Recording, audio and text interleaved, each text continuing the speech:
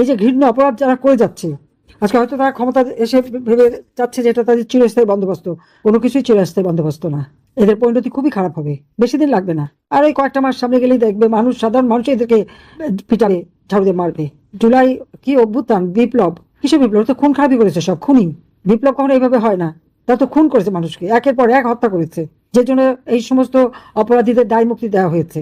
খুন, অগ্নিসন্ত্রাস, এই ধরনের আইন শৃঙ্খলা নিজে হাতে তুলে নিয়ে পিটিয়ে পিটিয়ে মানুষ হত্যা করা, কোপানো, চাইনিজ করে দিয়ে কোপানো, নানাভাবে মানুষের উপরে যে টুনু অত্যাচার করেছে, সেই 7.62 বুলেট ব্যবহার করে মানুষ খুন করা, এই সমস্ত হত্যাকাণ্ডই তো তারা করেছে এবং নির্যাতন করেছে। এমনকি মারার পরে যখন আহত, তাকে চিকিৎসাটা বন্ধ নিতে দেয় না, অ্যাম্বুলেন্স থেকে নামিয়ে মারে, অ্যাম্বুলেন্স ভাঙে, হাসপাতালের থেকে সেখানে যে মারে। এ কি বর্বরতা, কি জঘন্য এগুলি! এরা জানোয়ারের অধম, এদের কোনো ক্ষমা নেই। বিচার একদিন এদের হবেই, জনগণই বিচার করবে। ওরা যেমন মব করে, ওই মবের হাতে ওরা যদি সাজা না পায়, তো আমি কি বলছি, অবশ্যই তারা সাজা পায়, জনগণই ওদেরকে পিটাবে।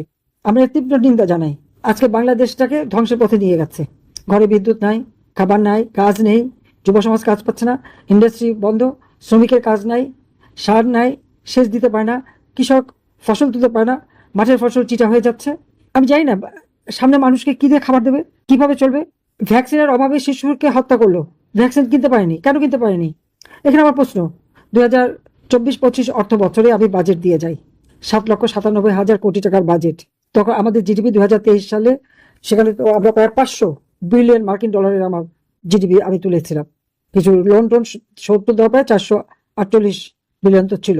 আমাদের প্রবৃদ্ধি আমরা 7 ভাগই তুলেছিলাম, এবারে 6 ভাগের উপরে। অর্থনীতি অত্যন্ত শক্তিশালী, মজবুত ছিল। আজকে সেখানে দারিদ্রের হার বেড়ে গেছে, হতদরিদ্রের হার বেড়ে গেছে, কোনো বিনিয়োগ নাই, আমদানি নাই, রপ্তানি নাই, সব কমে গেছে।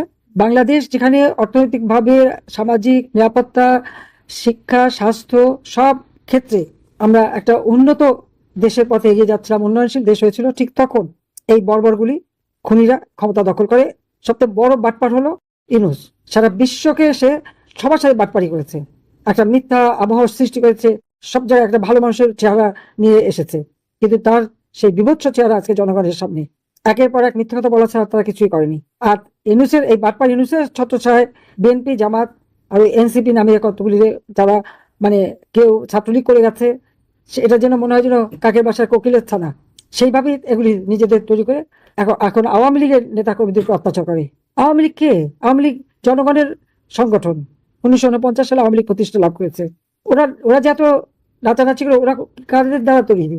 জিয়াউর রহমান, বঙ্গবন্ধু শেখ মুজিবুর রহমান, বাংলাদেশের রাষ্ট্রপতি, তাকে নির্মমভাবে হত্যা করেছে খুনি মোস্তাক জিয়া। আমার মা, আমার 3 ভাই, 2 ভাই, বউ, আমার আত্মীয় পরিবার পরিজন 18 জন সদস্য হত্যা করেছে। এবং যারা হত্যা করেছিল তাদেরকেও ইন্ডেমনিটি, দায় মুক্তি দিয়েছিল। সেই খুনি জিয়া, তার পকেট থেকে বের হওয়া হলো বিএনপি। আর জামাত হচ্ছে যুদ্ধ অপরাধী। 71 সালে গণ হত্যা চালিয়েছে, 71 সালে বুদ্ধিজীবীদের হত্যা করেছে, 71 সালে তাদের সেই আলবদর রাজাকার আল-শামস বাহিনী করে যেভাবে নির্যাতন করেছে, লুটপাট করেছে, সে যুদ্ধ অপরাধী হিসেবে তাদের বিচার হয়েছে। তাদেরই দল হচ্ছে জামাত। কাজে এরা, আর এনসিপি তো অবৈধভাবে ক্ষমতা দখলকারী ইউনূসের হাত দিয়ে অবৈধ দল। এদের কোনো জনগণের কাছে কোনো অবস্থান নাই। ক্ষমতা আসতে না আসতে অজস্র টাকার মালিক, জনগণের পকেট খালি। ওই ইউনূস, তারেক আর তাদের চালাচামুন্ডাদের পকেট ভারী।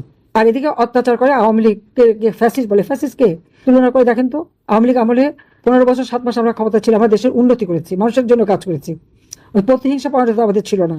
কিন্তু এখন যখন আমার নেতা কর্মীদের উপর চরম নির্যাতন করে, ঘরে ঘরে আজকে শিশু হত্যা করলো তারা ভ্যাকসিনের অভাবে, সমস্ত টাকা মেরে খেয়েছে।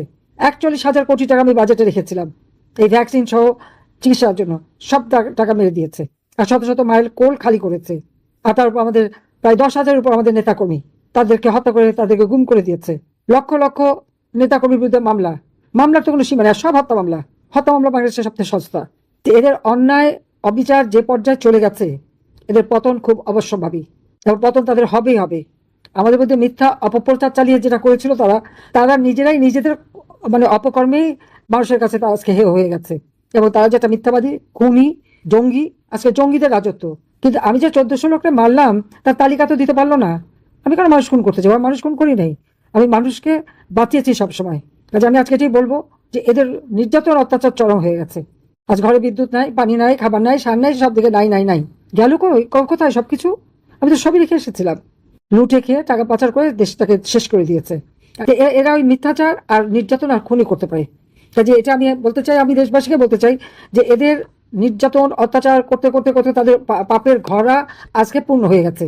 এখন তাদের পতনের সময়, এবং সেই পতন খুব দ্রুতই হবে, পতন অবশ্যম্ভাবী। কারা আপনাদের অত্যাচার করেছে, নির্যাতন করেছে, সেটা হিসাব রাখেন। আমরা কখনো প্রতিহিংসা করি না, কিন্তু মানুষের জানমাল রক্ষা করা, মেয়েদের ইজ্জত রক্ষা করা, এটা আমাদের দায়িত্ব। আজকে কোনো মা বোনের ইজ্জত নাই বাংলাদেশে। তো আমি এটুকুই বলে শেষ করি যে আজকে যে অত্যাচার নির্যাতন তারা করে যাচ্ছে, দিন একদিন আসবেই, প্রত্যেকটা হিসাব নেওয়া হবে। আল্লাহ যেন আমাদেরকে সেই দিন দেয়। আর আমি তো আছি, আমাকে বারবার হত্যার চেষ্টা করা হয়েছে, কিন্তু আল্লাহ যেভাবে হোক আমাকে বারবার বাঁচিয়ে রেখেছেন।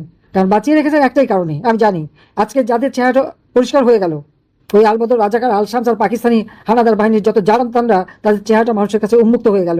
যারা দেশের স্বাধীনতা চায় না, মানুষের জীবনে শান্তি চায় না, সুখ চায় না, অর্থনৈতিক উন্নতি চায় না, তাদের চেহারাটা দেখানোর জন্যই বোধহয় আল্লাহ আমাকে বাঁচিয়ে রেখেছে।